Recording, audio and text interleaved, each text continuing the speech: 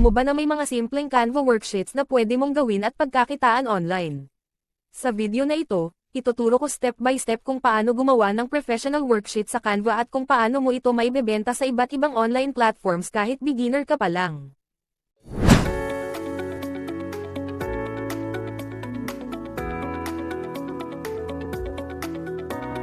Ngayon pag-uusapan natin ang step-by-step tutorial tungkol sa paano gumawa ng Canva worksheet at paano ito ibenta sa online. Step 1, maghanap ka ng worksheet idea. Pumili ng niche na mataas ang demand, example, Kids Learning Worksheets, Alphabet Tracing, Math Worksheets, Coloring Activities, English Vocabulary Worksheets, Preschool Activities, Tips, mas madaling mabenta ang worksheets para sa mga bata at homeschooling parents. Step 2, magbukas ng Canva app. Pumunta ka sa Canva, click Create a Design. Piliin ang A4 document, ito ang tamang sukat para sa gagawin mong worksheet. Step 3, gumamit ng template. Para mabilis ang paggawa mo. Sa search bar, e-type ang worksheet, example, Kids Worksheet, Educational Worksheet, ikaw na bahala kung anong worksheet ang gagawin mo. Pumili ka ng template at i-customize mo ang kulay, font, images, at activities. Step 4, magdagdag ng educational elements.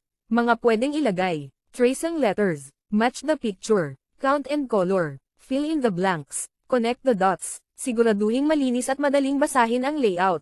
Step 5, magdagdag ng graphics. Sa Canva Elements, search mo ang cute animals, school icons, kids illustration, cartoon characters.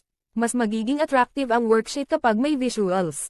Step 6, e-check ang design. Bago i-download, tama ang spelling, pantay ang spacing, malinaw ang instructions, hindi masyadong puno ang page.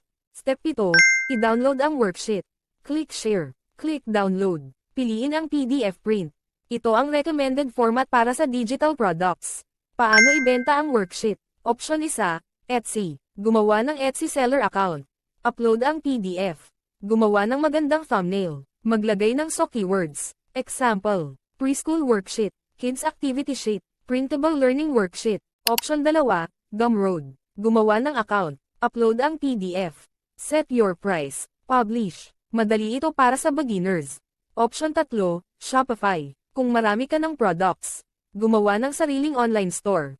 Mag-upload ng worksheets. Mag-set ng automatic download. Kung may natutunan ka sa video na ito, huwag kalimutang i-like, i-share, at mag-subscribe para sa mas marami pang Canva tutorials at online income ideas.